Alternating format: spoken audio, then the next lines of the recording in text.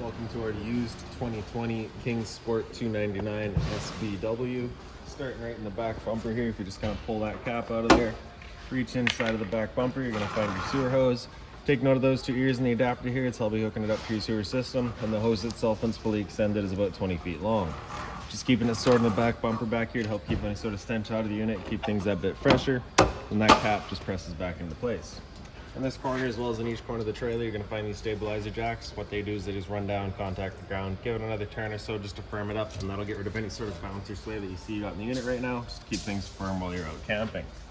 Up from there, you're going to find your power cord. So basically just popping this guy open. Your cord will be inside of there. You can pull it on out. It is about 25 feet long.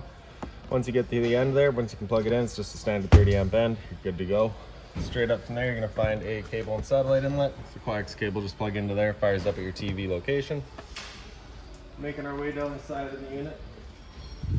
You got a little light in the outside here, so it switches just right in the bottom there. Up from there, you're going to find your exterior shower. So you're going to take that key and stick it on into there. Open her on up. Then you get the standard head with the 3-foot hose, hot and cold water, so if the dog's out getting muddy, you can spray him off where he gets inside. Once you're done, just tucking the hose around the handles, close that back up and lock it back down. Up from there, you're going to find your city water connection. So you just pop that cap out of there, your water hose will plug into there, turn on the water, and that'll pressurize the lines throughout the unit. I forgot your sewer system, and that's kind of back in the unit here. So right underneath there, you can see we get that cap there. So this is going to be specifically for your black tank. So you're just going to basically turn that cap out of there. It's got the same ears on it that your sewer hose had, so it'll attach the same way, just pressing it in, turn it until it clicks. So this is your black tank. This is going to be filled from your toilet. It's of course going to be your dirtiest water, so you'll be dumping that first. Once that's done, you'll then come to the gray, which is up front here. Straight down. Okay.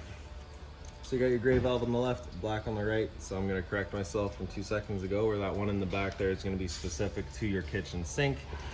The gray valve on the left here is going to be for your bathroom sink as well as your shower, and the one on the right there, that'll be for your toilets. That's going to be your dirtiest water. You'll dump that one first. Once that's done, you'll then come to the gray, dump that second, and then do the kitchen sink last, just because that'll typically be your cleanest water. Same cap up here, so your hose will attach the same way. Another couple of steps forward, and we get the one end of your storage compartment here. So you get that little finger on the right side there, just holds it open for you. Inside of here, you'll find your water hose. Inside of that water hose is a park adapter for you. So your 30 amp short cord will plug into there, 15 amp into a standard household outlet. So if you're looking to charge your batteries or on your fridge, you got the power to do so. That water hose will plug into all of the fittings on the units here. Around front of the unit, you get another little light here. So just right up there, and straight beside that, you've got your solar panel plug-in. So if you're in solar panel, just plugs into there, charges your batteries. Down on the frame here, you've got your battery disconnect switch. So with that off to the right side here, pointing towards on, that's it, of course, turned on. If you kind of press it in, turn it and point it straight up, that's it then turned off. So that's just kind of disconnecting the battery from the system. So if you're storing the unit or you're just leaving the unit alone for a while, you're just going to make sure that's turned right off, just so that you're not draining down your battery. Battery itself is housed inside of this box right here. As long as you're plugged into that short cord in the back or your 7-pin to your tow vehicle, that battery is charging for you. There's 2 knobs there. If you loosen them off and push them back, you can open it up and you get access to your propane tanks. For the video, I'll just pull this right off. So we can show you that changeover in the front there. So it should currently be red. It's probably, yep.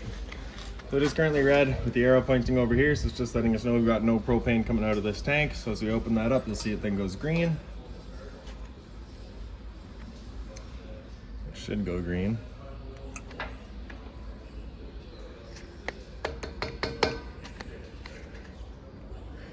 Right.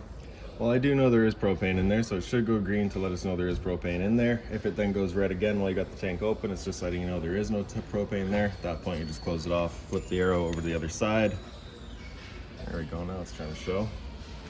And then you can open up the other side. You can see it runs off of that. In front, you get a power trunk jack. So on the left there, you just get a little light switch. On the right, up is up, down is down. Around the other side of the unit, you get the other end of your storage compartment here. Inside there, you're gonna find this little jack. That's just for running all of your stabilizers. Okay. Your storage compartments are also accessible from inside in your bedroom, and then right inside of here, also up on the wall, you get kind of a dual function light. So with that light down towards 1, that's it just turned on. If you're to turn it up towards 2, that's it in motion sensing, so it'll turn itself off after a minute. And then once it senses motion, it'll turn itself back on.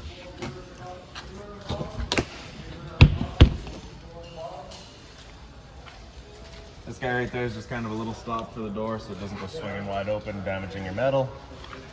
Beside there, you got your two exterior speakers. Right in the middle, you have a cable and satellite outlet. Down below that is a power outlet. So if you're gonna have TV outside, you got the power to do so.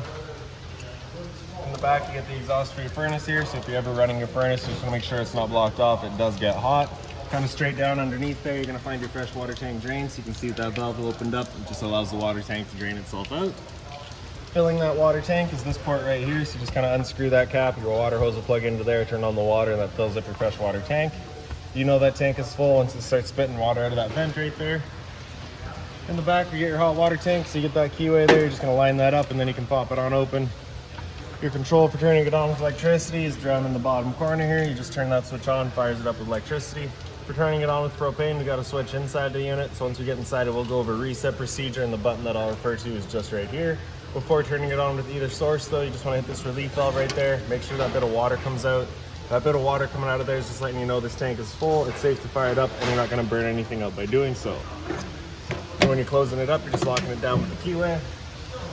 Into the back of the unit, you of course get the spare tire. Off to the left side there is just a vent for your fridge, so you just nothing really there for you to worry about. You just want to make sure it's not blocked off, just a service port. Up from there, you get a vent for your stove. So of course, propane stove is putting off fumes whenever you're using it, so you want to make sure this flap here is opened up, allowing your fumes to then be evacuated. Once you're done and going traveling, just kind of press it back into place, and that'll prevent any sort of dust from picking up in there. Up above that, you get a pre-wired mount for a review or observation camera. So if you're looking to go that route, it'll be installed right there. And now we'll make our way inside of the unit. Your assist handle just up 90 degrees, and then it falls into place. Then we can open up the door. The door is just on a friction hinge, so it kind of sits wherever you leave it. For your stairs, you pull that handle over, then you can slide them on out. Now, as you can see, I don't quite fit here. So basically on either leg, you do have a little quick pin. You're just pushing that up, it pops on out of place, and you can extend or retract your legs. So we'll come down to our spot here, line up that leg, get it set up properly. And then you just have the little pin will slide into its hole, straight down in here. And simple as that. So now making our way inside. First things first is right on the left there, you get your fire extinguisher. So that's standard, pull the pin, point and shoot. Up the wall from there, you get all your lights. This light switch on the right there does all of your interior lights. Center right, you get a couple of accent lights kind of above your slide and in this compartment here. Center left is your awning light, and on the far left is your porch light. To the left of that, you get your water pump switch. So you just turn that switch on right there. It turns on your water pump, drawing out of your fresh tank to pressurize your lines. Turning on your water heater is this switch right here. So as you turn that switch on, that'll fire up on propane. If you were to ever get that little red light right there, it's just letting you know it hasn't fired up. At that point, you'll be going and using that reset button that we'd shown you. Stood right here, you can hear the click of the flame and the whir of the igniter. We know that tank is good.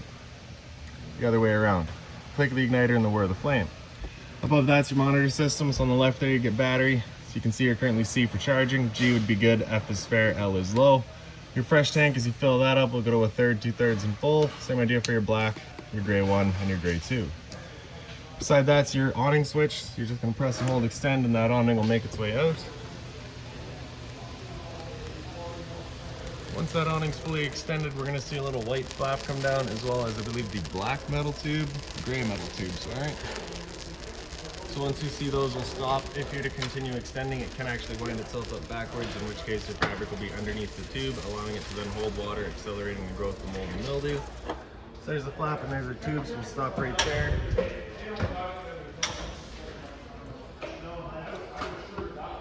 And so, for your pitch adjustment in this awning, you've got a quick pin right there. You kind of press that in towards each other, sorry. And then you can kind of extend or retract that arm, which will then adjust your pitch, allowing water to then run off it if it were to start raining. Otherwise, you are just going to leave them in all the way, making sure they're straight and level. Then we'll press and hold retract.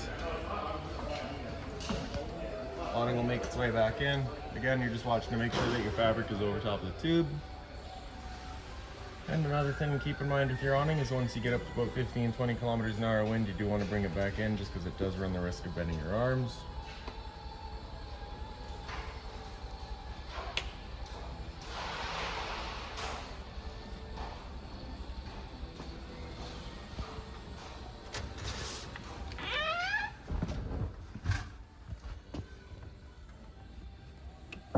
So right beside that, we got your slide out switch. So press and hold out, that slide will make its way out. Once that slide's fully extended, you're gonna hear some clicks from the motors letting you know they've reached their stall. Once we hear those, we'll let go.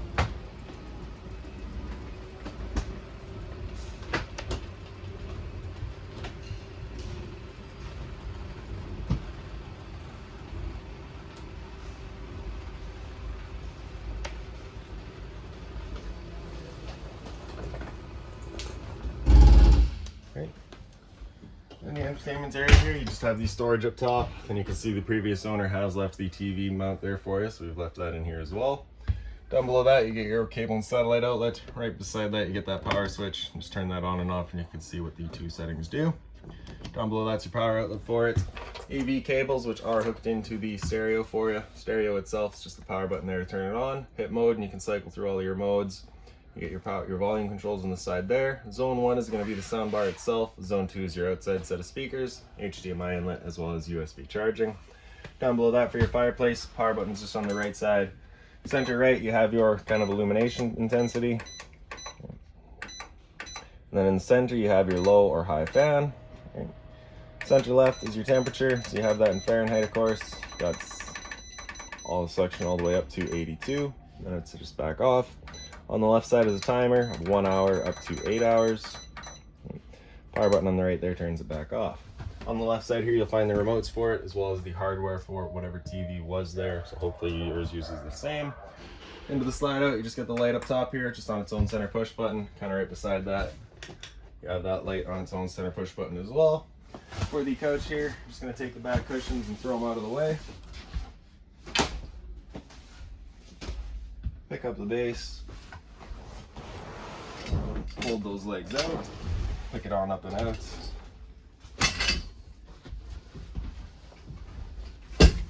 Then the back cushion just folds down, and there's your bed. Once you're done, just picking up the back, pick up the foot, fold the legs back in, fold it back in half, falls back into place. Then the cushions are just on Velcros.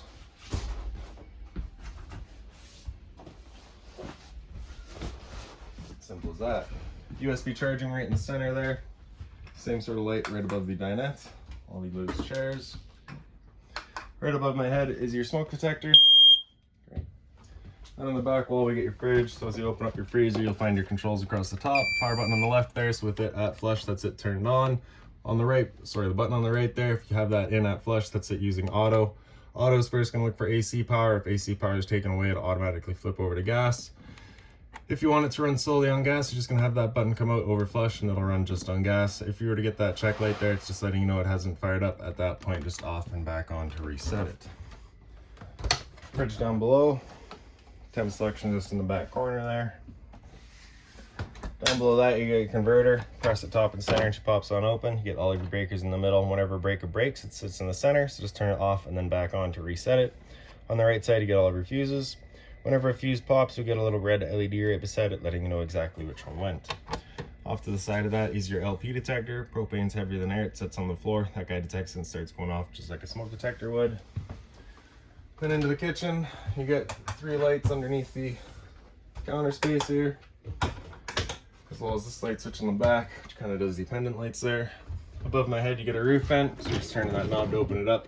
Previous owner did install Maxers, so we left those there for you, of course.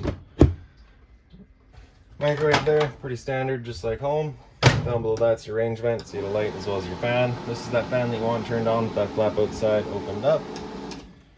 5-fold cover for your stove, it just flips on back. Then you can take the knobs there, press it in towards high, hit it with the sparker, and you see she fires right up. Once you're done, just turning them all back off, letting it cool down, and then bringing the cover back down. On the right side, you get your oven. You're gonna press that knob in, turn it over that little flame, hit it with the sparker, and as soon as it clears the air out of the propane line, you can see she fires right up. Once you get it going, just hold the knob for another couple of seconds, then you can release and the flame will then hold itself. Turn up to your desired temperature and she fires right up. Once you're done, you're just going to turn it back down to pilot. It'll hold just that pilot light for you, but if you're traveling or leaving the unit, you just make sure it's right off. On the right side there, you press that button, you get your knob lights as well as your oven lights. A little bit of storage down below here. And so if you're looking to winterize the unit yourself, once it comes time having this open, reach off to the far left, you get access to that hot water tank to bypass it. Your drawer storage here.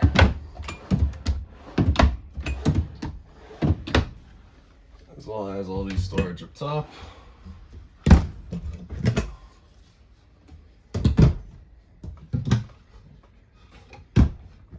Sink, you get your hot and cold water, of course. The sink cover is just kind of made of the same material as your counter, so nothing really hot on it there, please. Dual basin sink. Down underneath the sink, you do get a little bit of storage. However, you do also have your water inlets and lines and your water pump there.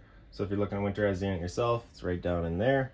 Also, though, if you're using for storage, just want to make sure you're not going to be damaging anything. Beside that, again, just some more open storage. And again, off to the side there.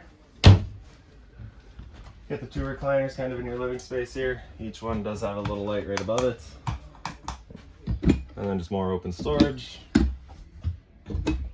On the left side here, you'll find that bag. That bag's got all of your owner's manuals in it. Any sort of keys, any binders, anything like that for the unit, you'll find right in there. Now down the hallway, you got a little light switch here. Just turns on the little light. Above that, you get your thermostat. Press that power button there to turn it on. Hit that button again and come to fan speed. Typically, you're just going to leave that in auto, unless of course you're looking to move some air around. Then of course you can select your high or low fan. Otherwise, just leaving that in auto.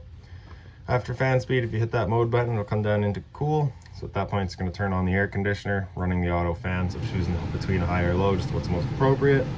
Temp selection is going to be with your arrows there. With the air conditioner going, you basically got two different options.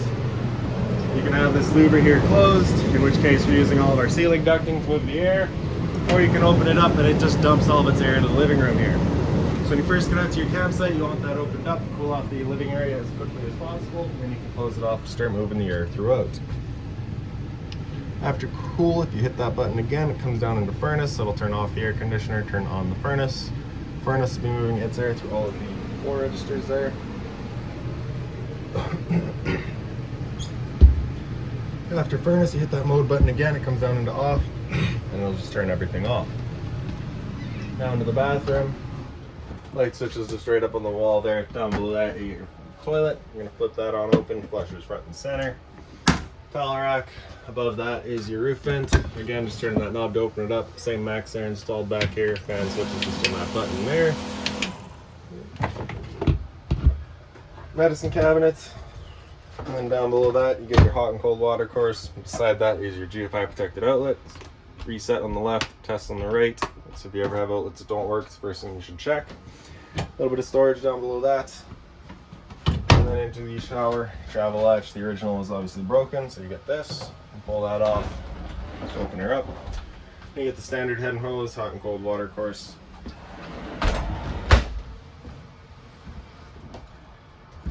And then some storage up to the side.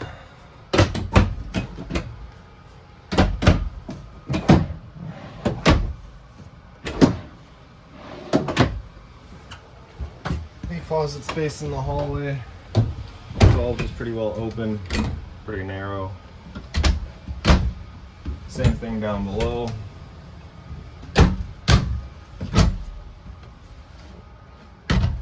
In the bedroom, light switch is right up on the wall. Blinds throughout the unit are just on a tension system, so they just kind of sit wherever you leave them. Windows there, pull the slide towards you. You can slide them on open and shut. Closet space in the back, as well as up top. Above each head, you get a little bit of a reading light.